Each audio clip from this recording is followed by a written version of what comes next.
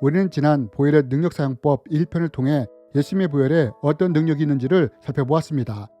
여러분, 예수님의 보혈의 가장 강력한 능력은 우리의 죄를 사해 주시는 능력입니다. 즉, 예수님의 피가 죄를 씻어주심으로 우리가 구원을 받는 것입니다. 이것이 예수님의 보혈의 가장 강력한 능력입니다. 뿐만 아니라 우리는 지난 편을 통해 이 외에도 보혈에는 보호의 능력이 있다는 것을 살펴보았습니다. 여러분, 이번 시간에는 두 번째 시간으로 예수님의 보혈에 또 어떤 능력이 있는지를 살펴보기 원합니다. 특별히 이 시간에는 이 영상이 영적 생활 하시는 분들에게 더 도움이 되기를 원합니다. 저는 오래전부터 축사 사역을 했었습니다. 처음에 축사 사역을 할 때는 마냥 재미가 있었습니다. 왜냐하면 예수 그리스도 이름으로 명령할 때 악한 영이 이 명령에 굴복하여 떠나는 것이 신기했기 때문입니다. 하지만 시간이 지나면서 내가 이걸 계속해야 하나? 라는 생각이 들기 시작했습니다. 왜 이런 생각을 하게 되었느냐?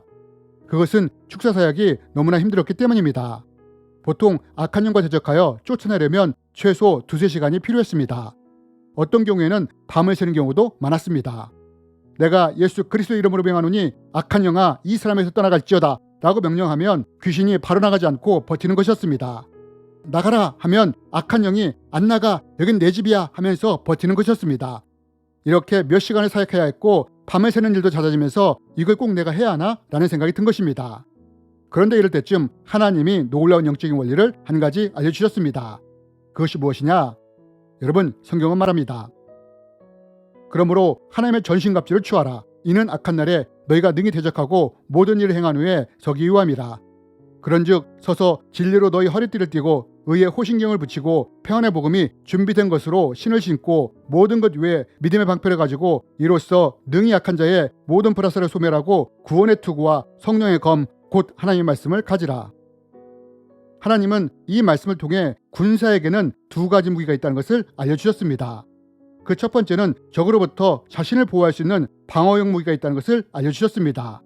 예를 들어 전신갑주와 같은 것이 방어용 무기인 것입니다. 이와 함께 또 공격용 무기가 있다는 것도 알게 하셨습니다. 즉 성령의 검 같은 것이 공격용 무기인 것입니다. 그러면서 하나님은 말씀을 통해 공격용 무기가 또 있음을 알려주셨습니다. 그것이 무엇이냐? 성경은 말합니다. 우리 형제들은 어린 양의 피와 자신들의 복음의 증거로 그 마귀를 이겼으니 그들은 죽기까지 자기 목숨을 아끼지 않고 마귀와 싸웠다. 하나님은 이 말씀을 통해 예수님의 보혈에 보호의 능력도 있지만 또한 예수님의 피가 악한 영을 대적할 수 있는 무기가 된다는 것도 알려주셨습니다. 하나님이 이렇게 말씀을 통해 깨달음을 주셨습니다. 하지만 저는 이런 생각이 들었습니다. 예수님의 보혈에 죄사함의 능력과 권세가 있다는 것은 아는데 과연 보혈에 마귀를 제압할 수 있는 능력도 있을까? 라고 말입니다. 그리고 얼마 지나지 않아 이것을 시험해 볼 기회가 왔습니다. 누군가 악한 영을 쫓아달라고 부탁했기 때문입니다.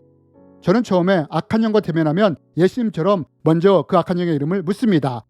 왜냐하면 이름을 알게 되면 그 악한 영이 하는 일이 무엇인지를 쉽게 알 수 있기 때문입니다. 그리고 언제 들어왔는지 어떤 일을 했는지를 묻고 마지막에 예수 그리스도 이름으로 대적하면 보통 2-3시간 안에 떠나게 됩니다. 그러나 악한 영이 강하다면 밤을 새는 경우도 생기는 것입니다. 당시 드러난 영은 악한 죽음의 영이었습니다. 대적을 하는데 힘이 들었습니다. 자꾸만 악한 영이 버텼기 때문입니다. 이때 계시록 말씀이 떠올랐고 이 말씀을 기억하며 악한 영에게 이렇게 명령했습니다. 내가 골고다에서 피를 흘리신 예수님의 보혈을 받아 너에게 뿌리노라 라고 말입니다. 그러자 그 순간 어떤 일이 일어나느냐? 악한 영이 아악 하면서 비명을 지르는 것이었습니다. 저는 나중에 악한 영들의 말을 통해 예수님의 피에 어떤 능력이 있는지를 알게 되었습니다. 여러분, 예수님의 보혈은 우리의 죄를 사하고 보호하는 능력이 있습니다. 그런데 여러분, 악한 영들에게는 그 피가 어떤 영향을 끼치느냐? 거룩하신 예수님의 보혈이 악한 영에 뿌려지는 순간 그 거룩성이 악한 영들을 태우는 것입니다. 마치 염산이 우리의 피부에 뿌려지면 우리의 살이 타들어가듯이 악한 영들이 이런 고통을 받는 것입니다. 사실 이 당시 악한 영의 비명을 듣고 놀란 것은 저였습니다. 저는 지금껏 악한 영을 대적할 때 예수 그리스도 이름만을 사용했습니다. 저에게는 사도 바울이나 예수님과 같은 영적 권세가 없었기 때문에 악한 영들은 저의 명령을 듣고 버티려고 했습니다. 그래서 악한 영들을 쫓아내려면 진땀을 빼야 했습니다. 그런데 예수님의 피에 반응하는 악한 영을 보면서 제가 놀란 것입니다. 그러면서 이후부터 축사 사역이 아주 쉬워졌습니다. 이제 악한 영과 나가 안 나가 이런 싸움을 하지 않게 되었습니다. 만약 악한 영이 버티면서 안 나간다고 하면 이렇게 말합니다. 그래, 네가 얼마나 버티나 보자 하면서 조용히 영적인 무기들을 사용하는 것입니다. 예수 그리스도의 이름으로 내가 예수님의 거룩한 피를 너에게 뿌린다 라고 말입니다. 그러면 악한 영들은 고통스러워하며 몸부림을 칩니다. 이렇게 영적인 무기들을 사용하는 것입니다. 성령의 검을 사용하며 예수님의 보혈의 능력을 사용하며 철창 권세를 사용하는 것입니다. 이러면서 어떻게 되었느냐? 나중에는 악한 영이 고통 가운데 견디지 못하고 결국 나가게 된다는 것입니다. 저는 이런 경험을 하면서 예수님과 보혈의 능력이 얼마나 강한지를 체험하게 되었습니다. 여러분, 이래서 성경이 이렇게 말하는 것입니다. 내가 하나님은 한 분이신 줄을 믿느냐? 잘하는도다. 귀신들도 믿고 떠느니라. 여러분, 예수님의 보혈에는 아주 강력한 권세와 능력이 있습니다. 그 첫 번째 보혈의 능력이 무엇이냐? 그것은 우리가 예수님 앞에 나올 때 예수님의 피가 우리의 죄를 씻어주신다는 것입니다. 그리고 이런 죄사함을 통해 우리가 구원을 받게 되는 것입니다. 여러분, 이것은 그 어떤 피도 누구의 피로도 할 수 없는 오직 예수 그리스도의 보혈만이 가능한 능력인 것입니다.